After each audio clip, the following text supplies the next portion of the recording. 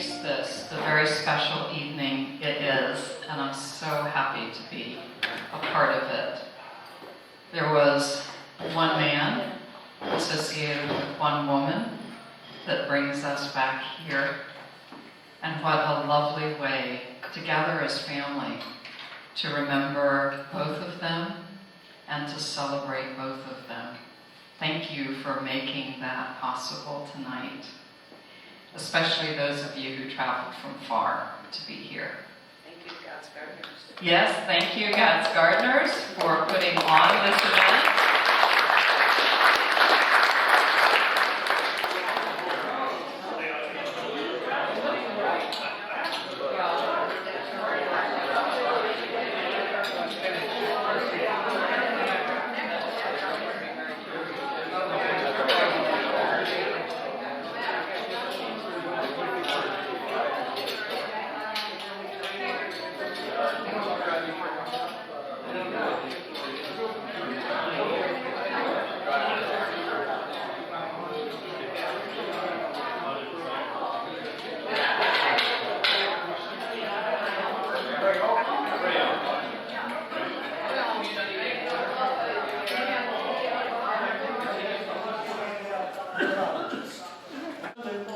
How's that sound?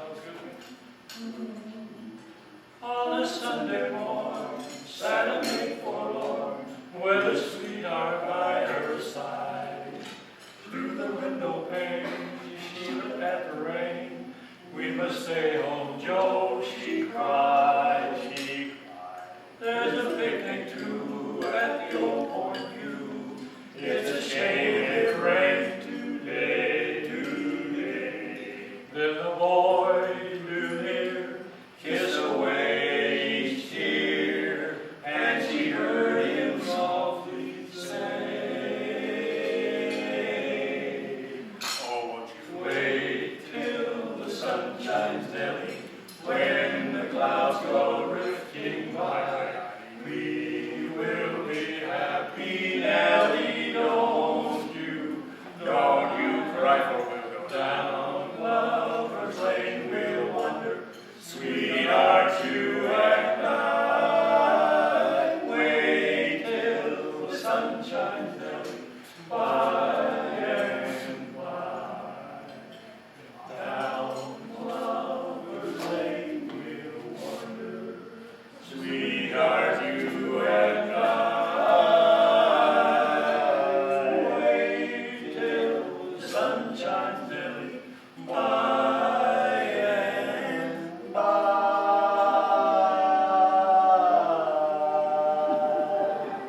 By and by. Yes, by and by.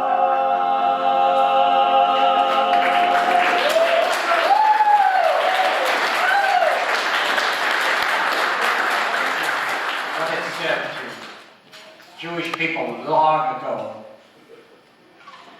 that we are a little confused talking to one another. Our time of birth is a time to be sad, be worried.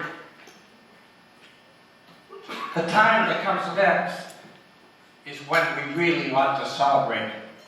The time that Donald left us is the time to celebrate. This was a voyage, and he did a voyage excellently. And he brought the boat home, and we should all be glad that that voyage was so successful. So I didn't say it well, but that's my feeling. This is a real celebration tonight. I'd like to introduce our clergy. To begin with, Father Bill, Tara, Father Frank. Will you all stand, please? Okay.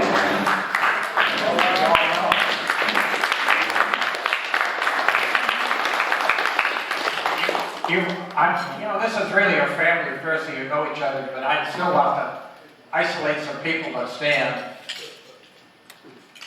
God's Gardeners wanted to do this because we thought so much of Donald. He was really one of us.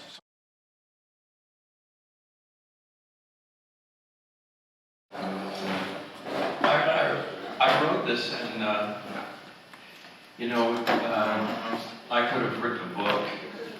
I think all four of us could, and probably everybody here. with the relationships that we had with my father. And up here, but I'm hoping that there'll be something that you'll connect to, and that you'll also have nice photos to look at while I'm doing this. I knew I would write this a long time ago, even when I was living in Los Angeles between 2000 and 2011. I tried on phrases and words to express who my dad was, but that was before he was. Back then, he was still with us, even though his health was failing with some lung cancer and prostate cancer. And I began to try on the feelings of loss even before he actually was gone, but many of us do this. I knew him from when he was 25, and my earliest memories of him start when he was in his late 20s. Back then, he was big, and I remember him helping me dig with a green shovel and a little white picket fence enclosed asparagus patch in Bethesda, Maryland, with a little green shovel that was big then too. And a very long and tall stone wall as I was pushed past it in a stroller, all the while naming the trees: oak, maple, elm, ash, chestnut. And he was very proud of my ability to recognize and name all those trees as a very little boy.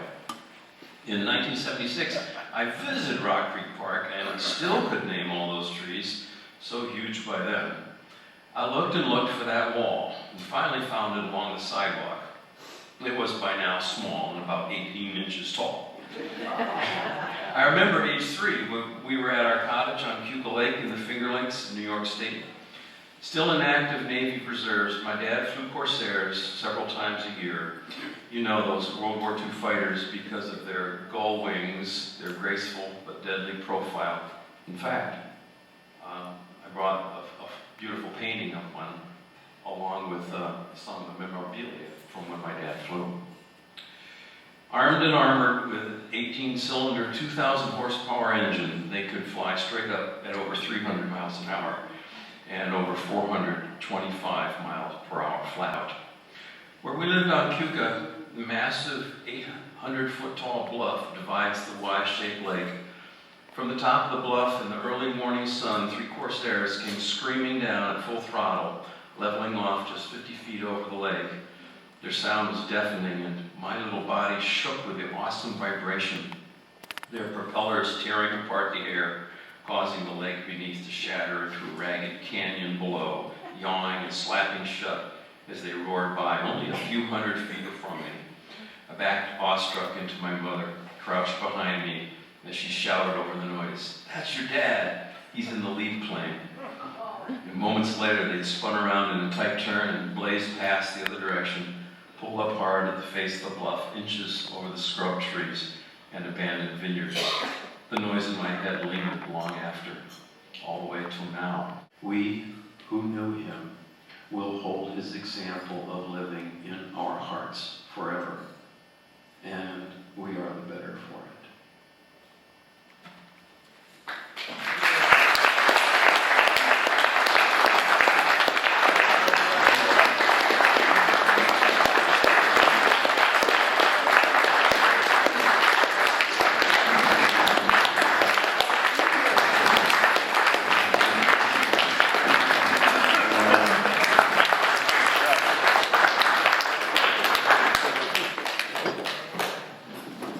Kind of makes this whole meeting worthwhile.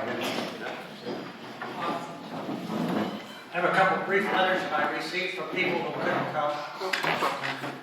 One is from Gordon McLean, was our senior ward a few years ago. He's retired up in Virginia. I wrote to him and invited him to this dinner, and he wrote back, "My little testimonial to Doc Hutchings. I will long remember Doc and Harriet. Years ago, I signed up to take a defensive driving course on Marco Island, and to my surprise, Doc was the instructor. Nobody knew he was an MD until I told the attendees. This just goes to show what a multifaceted man Doc was, always ready to serve. It was always good to see his smiling face when I came to park cars as my Bobby had at the farmer's market. I talked to Doc after he moved to assisted living and found him cheerful. He said it's just time to move on. But fortunately, we have the beautiful mural in the church which Doc gave in memory of Harriet. but will also remind us all of Doc. The second one is from Lisa Lefko, who runs Habitat for Humanity here in Naples. For many years, Don Hutchings frequented morning pounding nails at the Habitat for Humanity job site.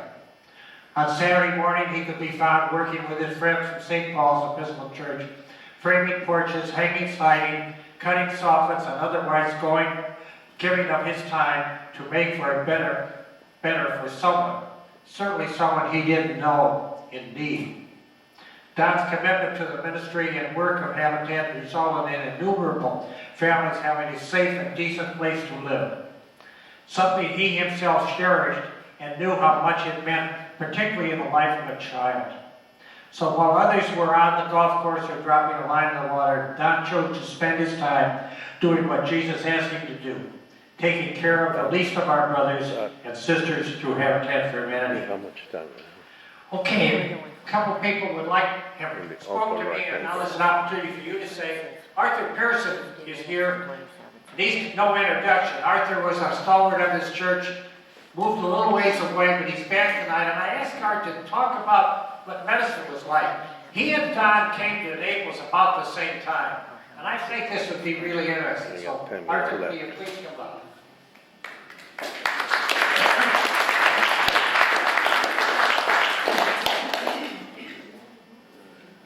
Thank you, Alan, and what a great talk we just had on the life of a very good friend of all of ours.